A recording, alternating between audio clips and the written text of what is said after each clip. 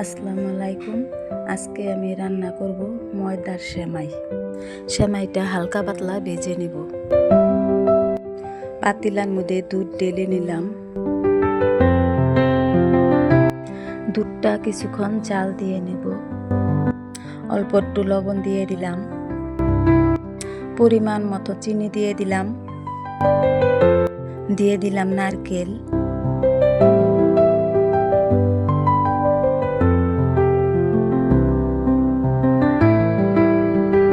দিয়ে দিলাম ময়দার সেমাইটা।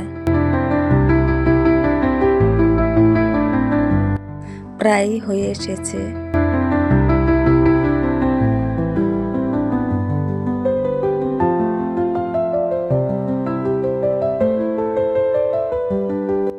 হয়ে গেল আমার মজাদার ময়দার সেমাই।